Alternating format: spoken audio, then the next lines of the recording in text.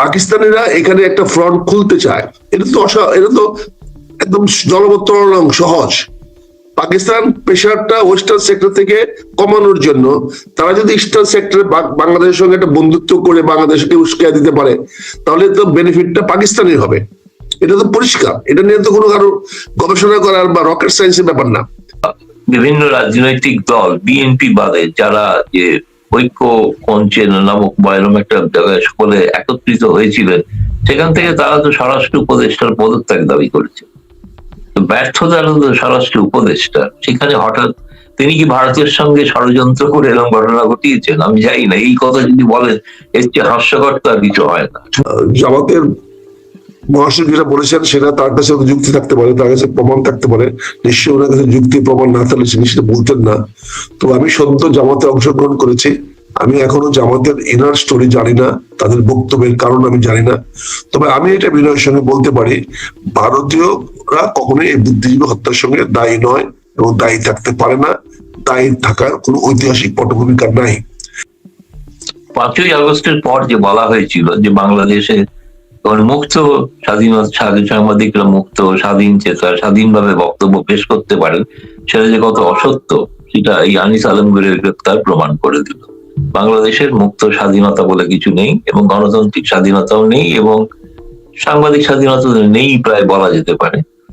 নিশ্চয়ই তবে আপনার নলেজে পড়েছে, আপনি যে দলে জয়েন করেছেন দুদিন আগে, জামাত ইসলামীর সেক্রেটারি জেনারেল, দায়িত্বশীল মানুষ, তিনি বলেছেন যে বুদ্ধিজীবী দিবসে যে বুদ্ধিজীবী হত্যার সাথে ভারতীয় সেনাবাহিনী এবং জড়িত। তিনি তার মতো করে কিছু ব্যাখ্যা দিয়েছেন যে 8 তারিখের পরে ঢাকা সমস্ত নিয়ন্ত্রণে ছিল ভারতীয় সেনাবাহিনীর এবং 8 তারিখ থেকে পাকিস্তান সেনাবাহিনী তারা প্রস্তুতি নিচ্ছিল আত্মসমর্পণের এবং রাজাকাররাও সেই প্রস্তুতি নিচ্ছিল। আপনি অনেকবারই বলেছেন যে মুক্তিযুদ্ধ করেছেন, আপনি একজন মুক্তিযোদ্ধা, বীর মুক্তিযোদ্ধা, যে রাজাকারদের সঙ্গে আপনার যুদ্ধ করতে হয়নি, হানাদারদের সঙ্গে যুদ্ধ করতে হয়নি। আপনি এই যুক্তিটা অনেক সময় বলেছেন, এরকম একটি তথ্য দিয়েছেন গত কয়েকদিন ধরে, যদিও আপনার আগের অবস্থা ভিন্ন ছিল। যাক, আমি শুরু করতে চাই অনুষ্ঠানটা, দাদা আপনার অনুমতি দিয়ে আমি একটু ছোট্ট 2 মিনিটের আক্তার ভাইয়ের একটা রিয়েকশন নিয়ে, যেহেতু আমাদের দেশে এখন আলোচিত ঘটনা, জানি যে সাংবাদিক আনিস আলমগীরকে গ্রেফতার করা হয়েছে।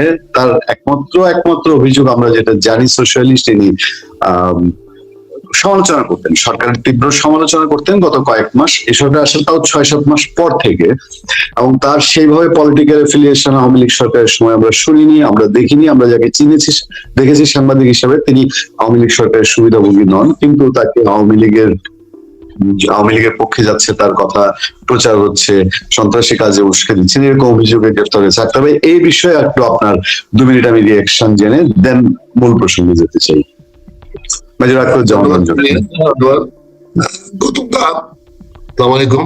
থাকবেন, আশা করি। দিল্লিতে ভীষণ ঠান্ডা এখন, আমরা তো ঠান্ডা উপলব্ধি করে নেই। দেখো, আনিস আলমগীর যে অবস্থানটা হয়েছে এটি তো স্বাভাবিক। মানুষ যখন স্রোতের বাইরে কথা বলবে তখন তাদের জন্য জেল, জুলুম, নির্যাতন, কি বলেন গৌতম দা, এটা তো স্বাভাবিক পরিণতি। আপনি প্রশাসনের বিরুদ্ধে কথা বলেন, ক্ষমতাসীনদের বিরুদ্ধে কথা বলবেন, আর আপনাকে মালা দিয়ে বরণ করবে, এটা তো স্বাভাবিক।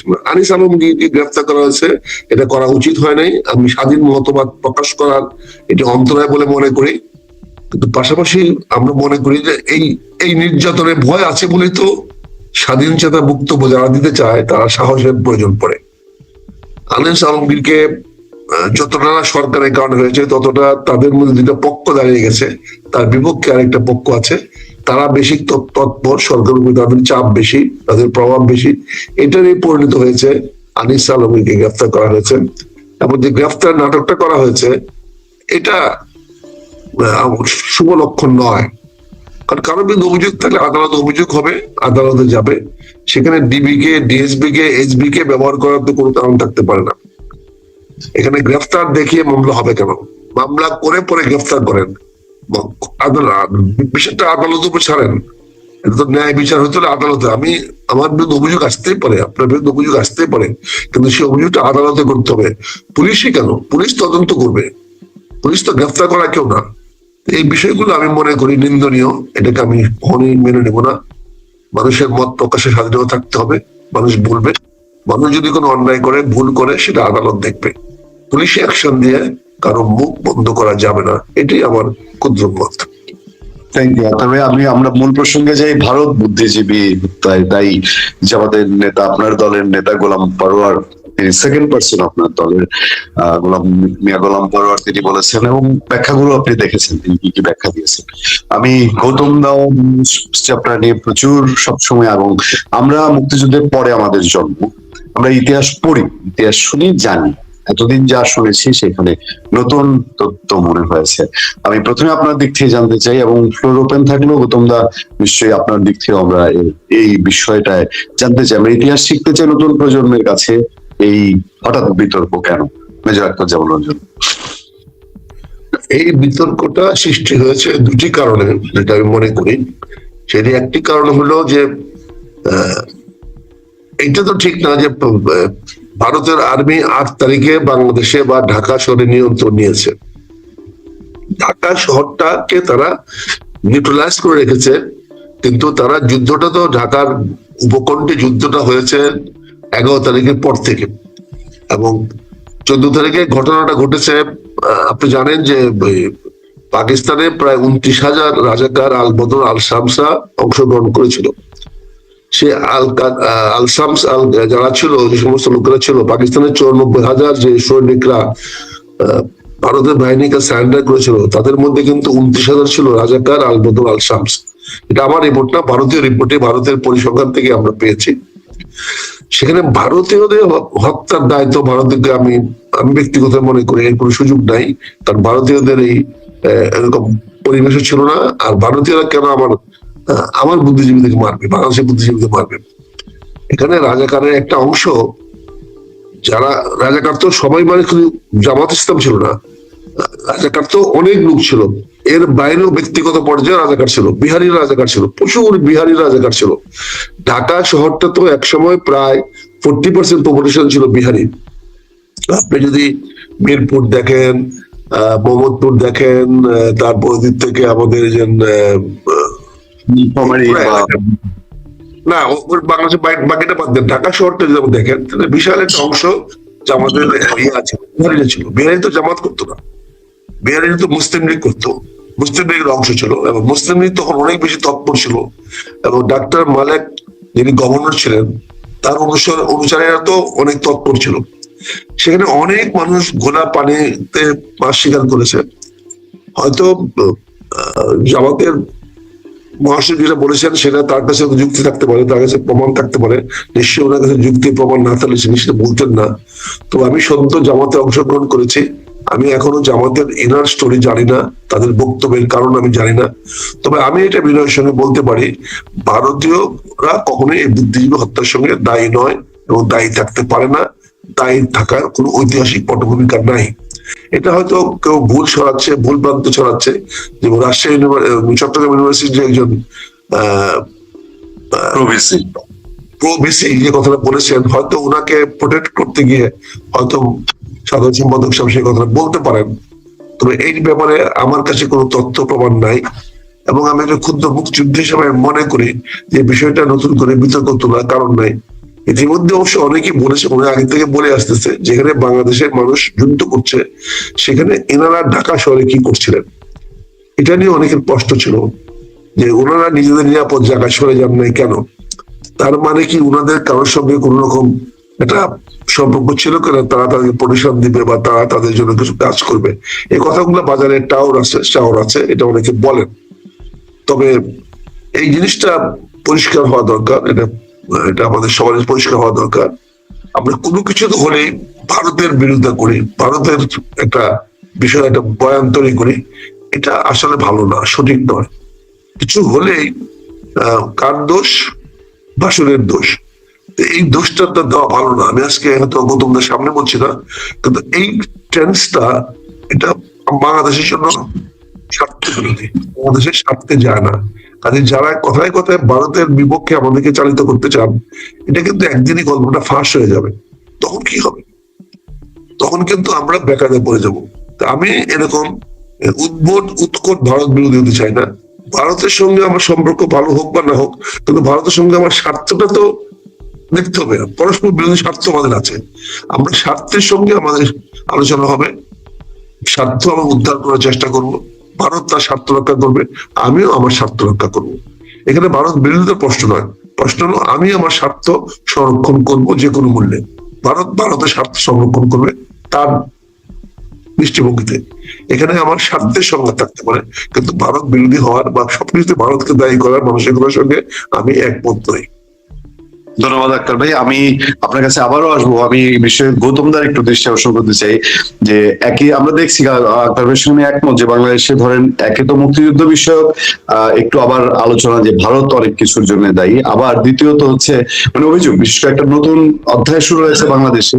আর সেকেন্ড হচ্ছে যে এই যে ওসমান হাদি ইনকিলাব মঞ্চের, প্রথমে নিশ্চয়ই জানেন যে বাংলাদেশের সাংঘাতিক রকম আক্রমণের ঘটনা ঘটেছিল তরুণ ছেলের উপরে। এটার পরেও ভারত কেন্দ্রিক আলাপ বেশি। মেজর আক্তার গত কয়েকদিন ধরে বলছিলেন যে মুক্তিযুদ্ধে ওনারা যুদ্ধ করেছেন শুধু পাকিস্তানি বাহিনীর বিরুদ্ধে, রাজাকারদের বিরুদ্ধে না, ভারতীয় সেনাবাহিনী আমাদেরকে সহযোগিতা করেছে। গৌতমদা, এই দুই ইস্যুতে যে এই ভারত বুদ্ধিজীবী হত্যায় দায়ী এবং হচ্ছে ভারতীয় সেনাবাহিনী প্লাস বাংলাদেশের সেই, আপনার কাছ থেকে জানতে চাই। এবং ভারতের অভিযোগের তীর আমরা গতকাল জানেন যে আমাদের একজন দায়িত্বশীল রাজনৈতিক নেতা এই সময়ের হাসনাত আব্দুল্লাহ, তিনি বলেছেন যে বাংলাদেশের রাজনীতিবিদদের যেভাবে আশ্রয় দিচ্ছে ভারত, যেভাবে অপরাধীদের আশ্রয় দিচ্ছে, এরকম চলতে থাকলে ভারতের সেভেন সিস্টার্স বিচ্ছিন্ন করে দেওয়া হবে। গৌতম লাহিড়ী, আপনার বিশ্লেষণ জানতে চাই। ধন্যবাদ। আজকে একটি বিজয় দিবস এবং সেই দিন সেই উপলক্ষে আমি যেহেতু এই প্রোগ্রামে একজন বীর মুক্তিযোদ্ধা উপস্থিত আছেন, আমি সেই মুক্তিযোদ্ধাদের প্রতি আমার শ্রদ্ধা জানিয়ে এবং বাংলাদেশের স্বাধীনতা যুদ্ধে ভারতের 16,000 সেনা প্রাণ হারিয়েছিলেন, তাদের স্মৃতিতে শ্রদ্ধা জানিয়ে আমি আমার বক্তব্য রাখছি, শুরু করছি। আশা করি বাংলাদেশ ভবিষ্যতে আবার একটি শান্তিপূর্ণ রাষ্ট্রে পরিণত হবে আর কি, এটা আমাদের কামনা। আমরা চাই স্থিতিশীল এবং সমৃদ্ধশালী বাংলাদেশ, আমরা চাই। এটা ভারতের স্বার্থে প্রয়োজন, কেবলমাত্র বাংলাদেশের স্বার্থে নয়। আপনি অনেকগুলো প্রশ্ন করে ফেলেছেন। আমি প্রথম একটু ছোট্ট করে বলে নেবো, আমি ব্যক্তিগতভাবে আনিস আলমকে চিনতাম। তিনি আওয়ামী লীগ সরকারের কঠোর সমালোচক ছিলেন। আমি তার সঙ্গে বহু প্রোগ্রামে অংশগ্রহণ করেছি এবং ব্যক্তিগত আলাপ আলোচনায় করেছি। তার অনেক বক্তব্য ছিল ভারত সম্পর্কে, যে শেখ হাসিনা সরকারের যে দুর্বলতাগুলি বা গণতন্ত্রের বিরোধী যে কার্যকলাপ বলে তারা মনে করতেন, সেগুলো সম্পর্কে ভারত কেন কোনো মন্তব্য রাখে না। এমন একজন ব্যক্তি, তাকে যখন একটি সরকার, যেটা বললেন আগে মেজর আখতারুজ্জামান সাহেব, যে তিনি যেহেতু সমালোচনা করছেন সেই জন্য তাকে ফুলচন্দন দিয়ে উপহার দেবে তা নয়, কিন্তু এটা প্রমাণ করে 5ই আগস্টের পর যে বলা হয়েছিল যে বাংলাদেশে মুক্ত সাংবাদিকরা মুক্ত, স্বাধীন চেতা, স্বাধীনভাবে বক্তব্য পেশ করতে পারেন, সেটা যে কত অসত্য, সেটা এই আনিস আলমগীরের গ্রেপ্তার প্রমাণ করে দিল। বাংলাদেশের মুক্ত স্বাধীনতা বলে কিছু নেই এবং গণতান্ত্রিক স্বাধীনতাও নেই এবং সাংবাদিক স্বাধীনতা নেই প্রায় বলা যেতে পারে। আমি আশা করব যে পূর্ণিয়া সাহেব, আশা আপনার উপর যাতে আর কোনো আক্রমণ না হয়, আপনি যে সাহসের সঙ্গে অনুষ্ঠান পরিচালনা করেন।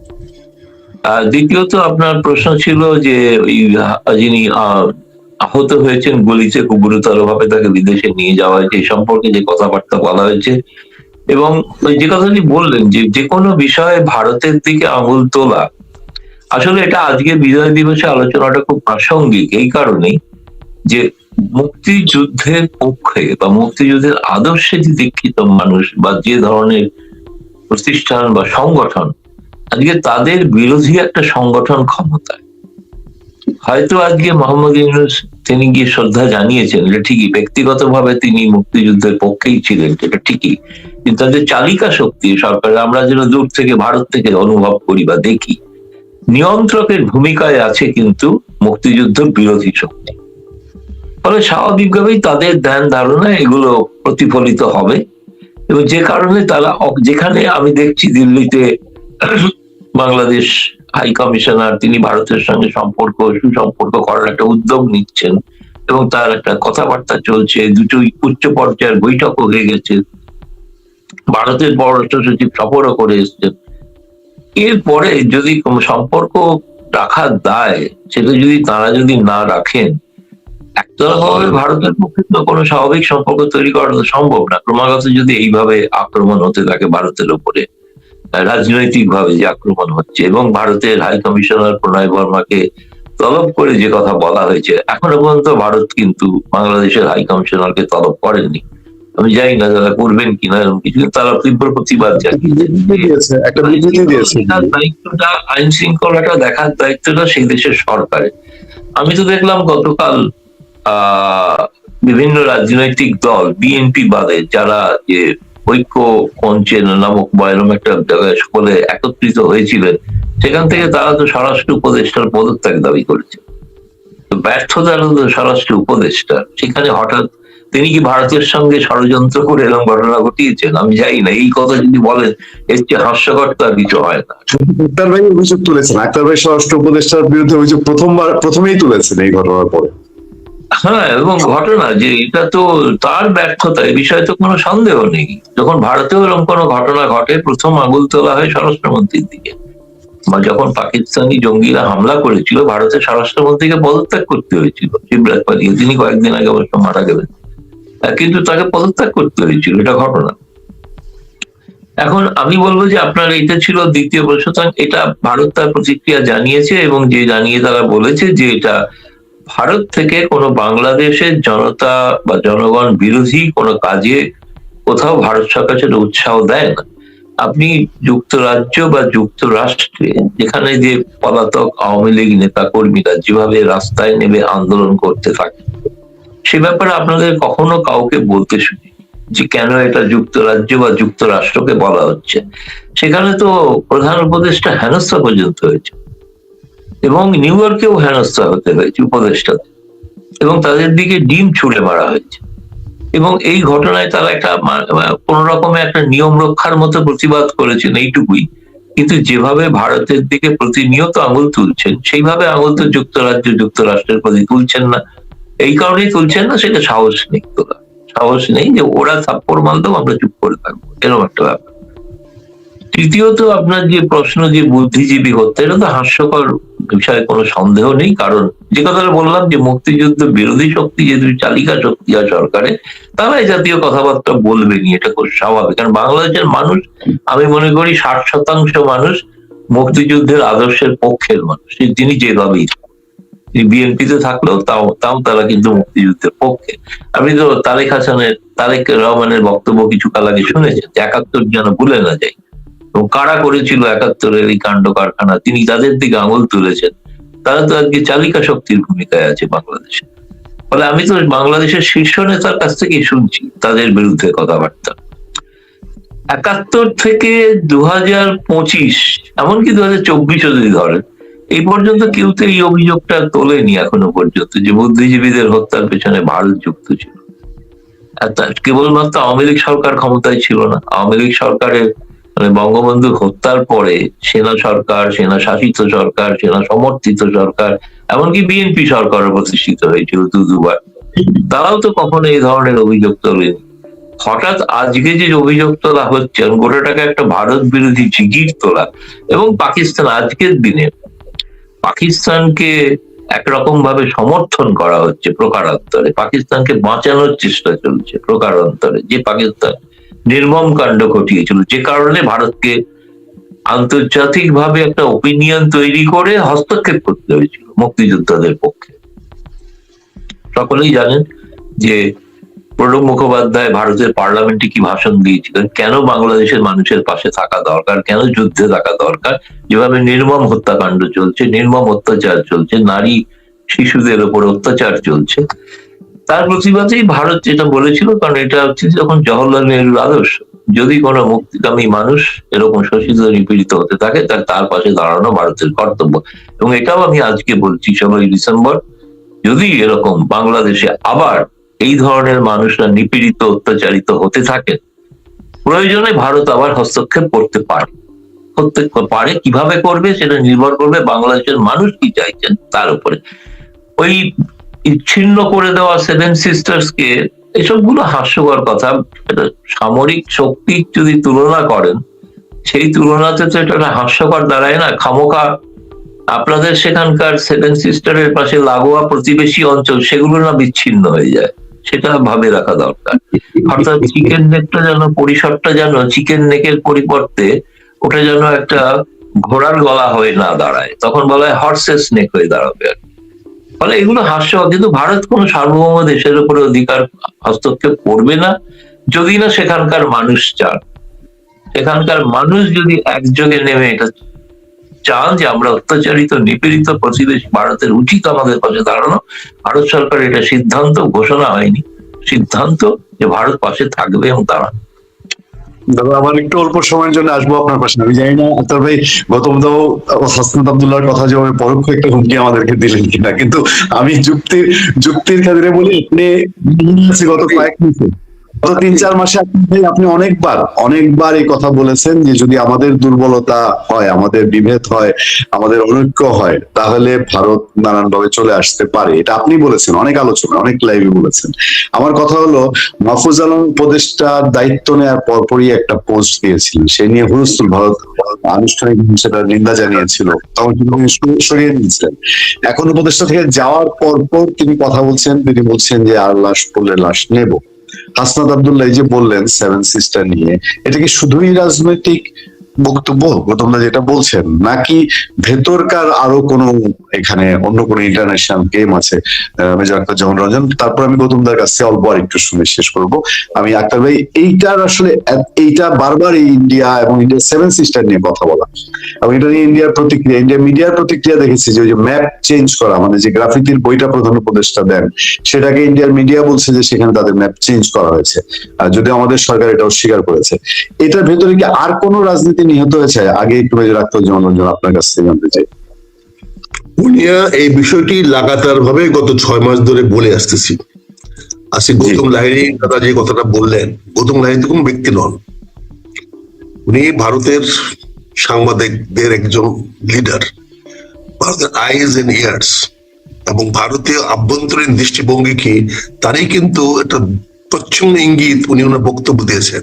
আমি এটাকে হুমকি মনে করবো না, ওনার প্রতি আমি কৃতজ্ঞ থাকবো যে ওনার ইনসাইটটা উনি আমাদের সামনে আজকে অকপটে স্বীকার করেছেন, যে আপনারা বারবার আমাদের দিকে আঙ্গুল তুলবেন, আমাদের প্রতি অপমানজনক কথাবার্তা বলবেন, আর আমরা চুপ করে বসে থাকবো, এটা কিন্তু আমাদের আদর্শের সঙ্গে যায় না। এই কথাটি তো লাহিড়ী দাদা আমাদেরকে জানিয়ে দিলেন যে তাদের একটা আদর্শ আছে, মুক্তিকামী মানুষের পাশে দাঁড়ানো। এটা নেহরুর একটা রাজনৈতিক দৃষ্টিভঙ্গি ছিল তৎকালীন সময়ে, তারা পৃথিবীর সকল দেশেরই মুক্তিকামী মানুষের পাশে দাঁড়াতো, এমনকি আলজেরিয়ার পাশেও নেহরুর ভারতীয়রা দাঁড়ানোর অভিযোগ দেখেছি, এমনকি চীনের জাতীয়তাবাদী আন্দোলনকেও নেহরু সাহেব সমর্থন করেছিলেন। তো এটা তো আমরা অতীত থেকে দেখে আসছি। আজকে ওনার এটাকে কিন্তু হুমকি না, এটা উনি ওনার ইনসাইটটা আমাদের বাংলাদেশের মানুষের ভালোর জন্য উনি প্রকাশ করেছেন। আমি আপনাকে ধন্যবাদ জানাচ্ছি যে আপনি ইনসাইটটাকে ভিতরে রাখেন নাই। আমি অনেকবারই বলেছি যে আপনার এই হট স্নেকে পরিণত হওয়ার সুযোগ কিন্তু আমরা করে দিচ্ছি, কারণ আপনি গাইবান্ধা থেকে কেটে, কুড়িগ্রাম থেকে কেটে আপনি এই ইয়াতে মালদা পর্যন্ত নিয়ে যেতে পারবেন খুব সহজেই, তাতে আপনি খুব ব্যাক পেতে হবে না, এবং আপনার আমার ফেনীকে সার্জারি করে ফেলতে পারবেন, কেটে আমার উত্তর পূর্ব আমার দক্ষিণ পূর্বাঞ্চলকে আপনি আলাদা করে ফেলতে পারবেন। কাজে এখানে আমি আমার ছেলেরা যে কথা বলছে, এটা আজকে তাদের একটা ইন্সপায়ারিং স্পিচ হিসেবে নেন।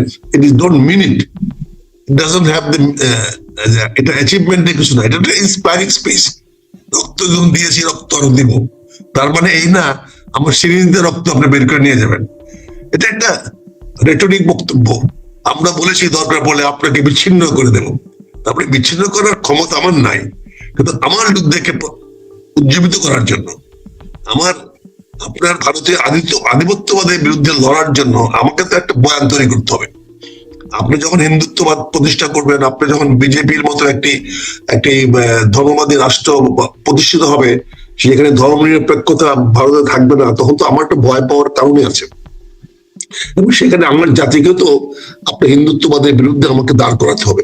তো সেই ন্যারেশনের জন্য, সেই ন্যারেটিভের জন্য আমাকেও তো একটা চরম ভারত বিরোধী বক্তব্য আনতে হবে, কিন্তু এটা কিন্তু রিটোরিক, এটা মোরাললেস ইনসাইড না, এটা হলো আমার প্রজন্মকে তৈরি করা।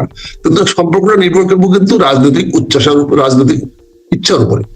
আমাদের দুই দলের রাজনৈতিক নেতারাই নির্ধারণ করবে ভারত বাংলাদেশের সম্পর্ক কি হবে। এটা কিন্তু রাজপথ থেকে নির্ধারিত হয় না, এটা নির্ধারিত হয় ডিপ্লোম্যাটিক চ্যানেলে। আপনি বলেছেন যে আমাদের রাষ্ট্রদূত ইতিমধ্যে আপনাদের সঙ্গে সভা মিটিং করেছে, যেটা কিন্তু আমাদের বাংলাদেশে প্রচারিত হয় নাই। আজকে প্রথম শুনলাম কি বলো পুনিয়া, যে আমাদের রাষ্ট্রদূত আপনাদের সঙ্গে দুইটা সভা করেছেন। তার মানে এখানে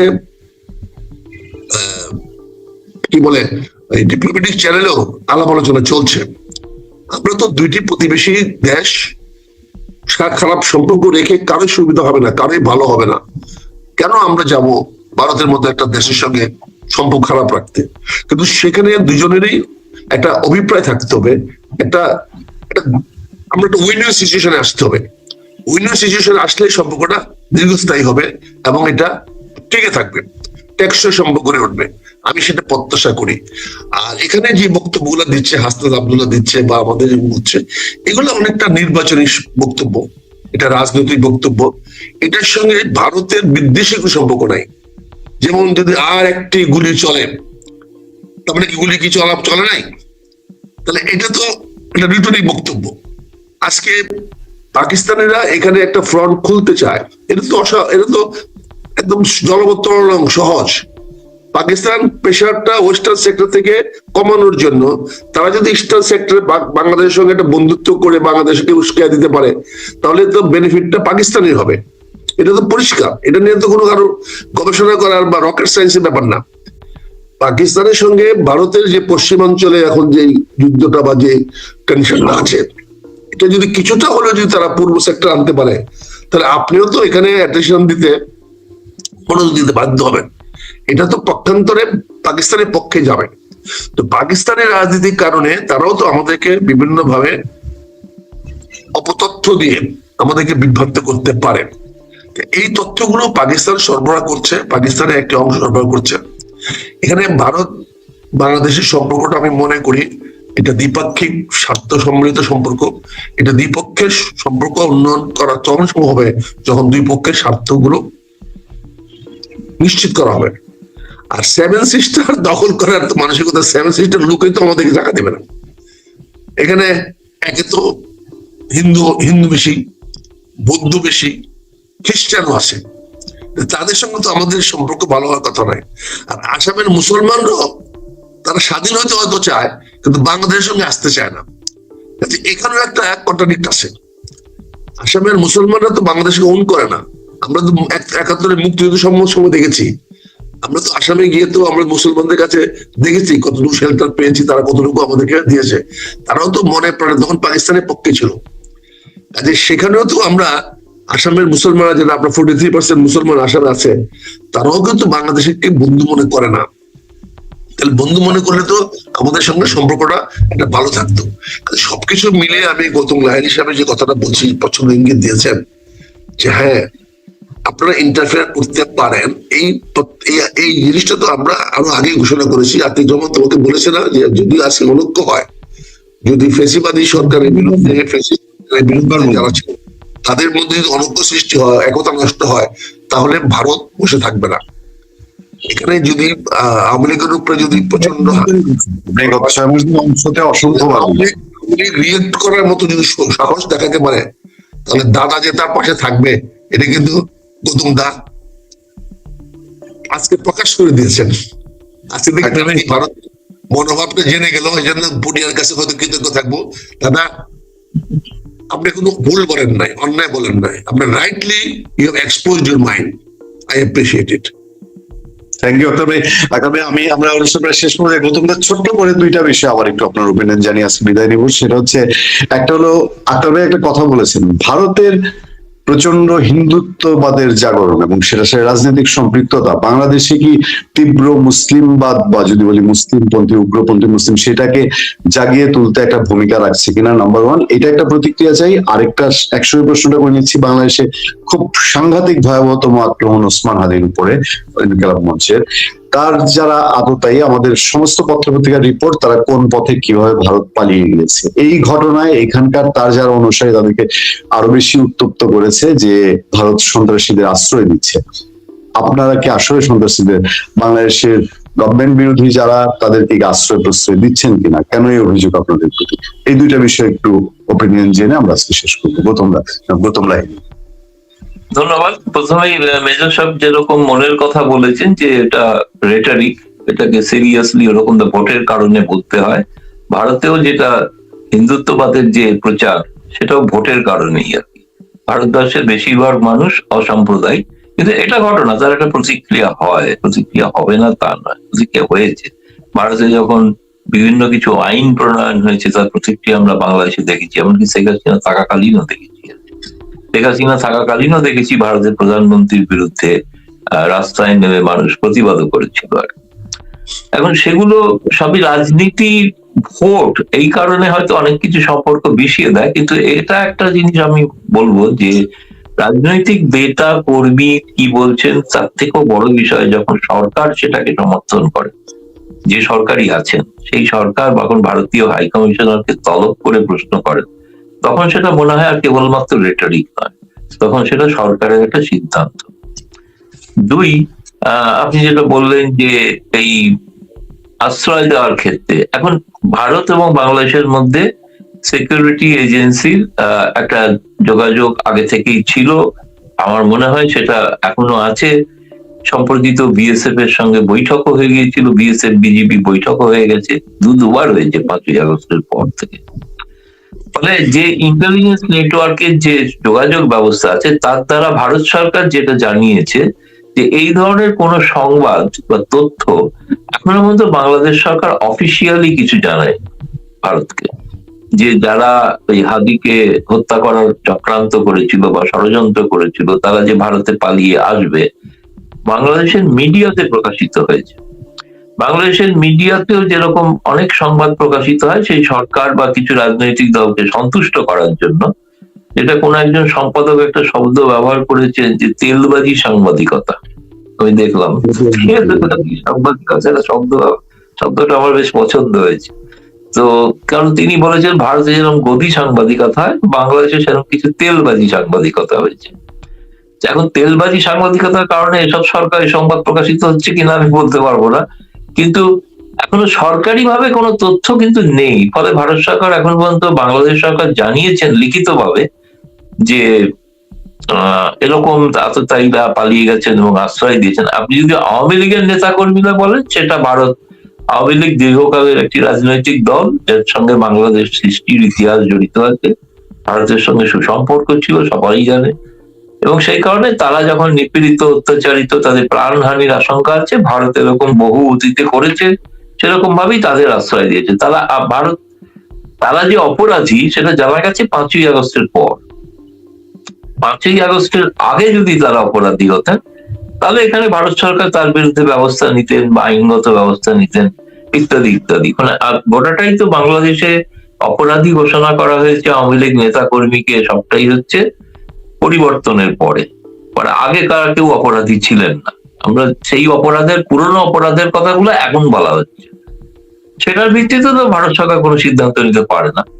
আর দুই হচ্ছে, যে অপরাধের কথা বলছেন তার জন্য পালিয়ে চলে এসছে সীমান্তে, সেটা বললাম আপনাকে, যে যদি কোনো তথ্য থাকে, সরকারি তথ্য হবে, গভর্নমেন্টের চ্যানেলে, কূটনৈতিক সূত্রের মাধ্যমে। এখন ধরুন আজকেও দিল্লিতে ভারত ঢাকার যে হাই কমিশন আছে, তারা 16 ডিসেম্বর একটি উদযাপন করছেন, এখানে ভারতীয় সাংবাদিক, বুদ্ধিজীবী, বহু নেতা মন্ত্রী তারা আমন্ত্রিত আছেন। সন্ধ্যেবেলা আমিও আমন্ত্রিত, আমিও যাব, দেখবো।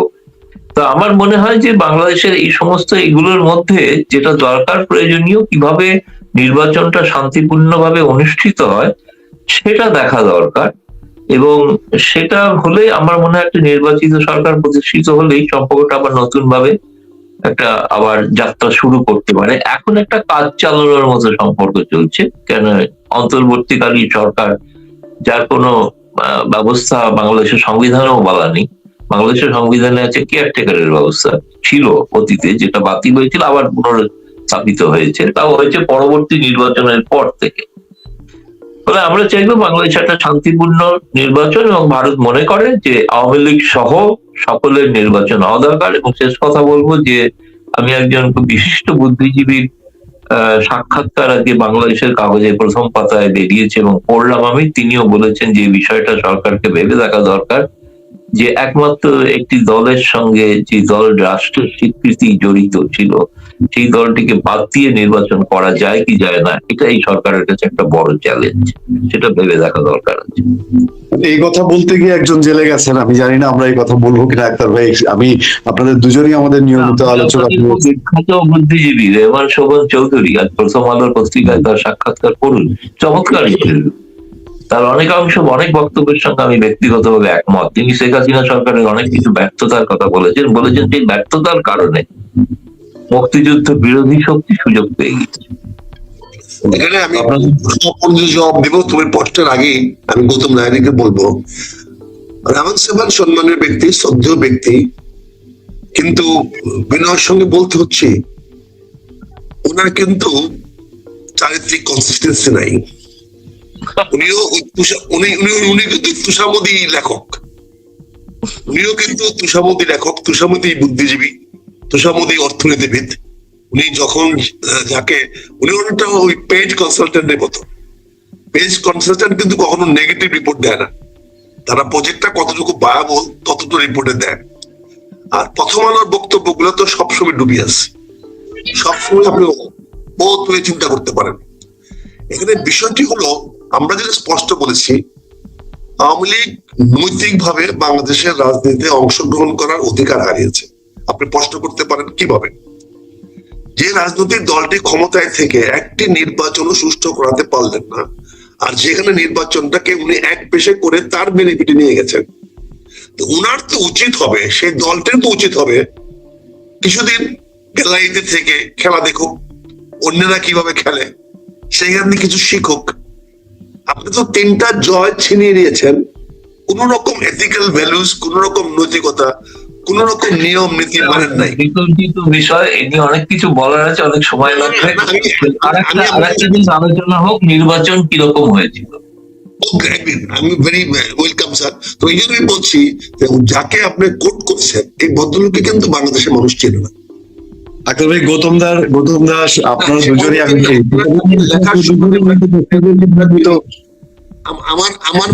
আমার মতো ক্ষুদ্র বুদ্ধিজীবীরা ওনাকে চিনেন, কিন্তু আমার চেয়ে কম যারা বুদ্ধিজীবী তারা ওনার নামও জানেন না।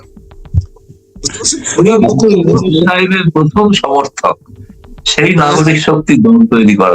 উনি কোন সরকারের সমর্থক থাকেন না বলেন তো? উনি তো 111 সরকার, আওয়ামী লীগের সমালোচক ছিলেন। আমি ভারতে উনি কিন্তু বঙ্গবন্ধুর পরিকল্পনা মন্ত্রী ছিলেন। যারা অনেকে ছিলেন তারা তো পরে আওয়ামী লীগ বিরোধী হয়েছেন। উনার পরিকল্পনায় যে বঙ্গবন্ধুর মতো মানুষকে মুখ থুবড়ে পড়তে হয়েছিল, এটার দায় কিন্তু উনি নেন নাই। ওনার ব্যর্থ পরিকল্পনার কারণে যে বাংলাদেশ দুর্ভিক্ষে পড়েছিল,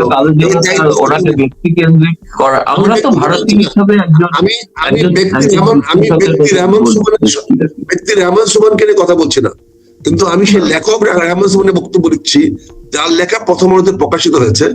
সেই লেখককে সমালোচনা করার অধিকার নিশ্চয়ই তোমরা আমাকে কেমন দিবেন? আশা করি এটা সমালোচনা করলে আপনাকে জেলে যেতে হবে না। আপনি তো জানেন যে বঙ্গবন্ধু কিন্তু জেলে গিয়ে বঙ্গবন্ধু হয়েছে। রাজনীতিবিদদের জেলে যাওয়াটাই হলো, বুঝছেন না, এটা হলো সবচেয়ে বড় ডিগ্রি, সবচেয়ে বড় কোয়ালিফিকেশন।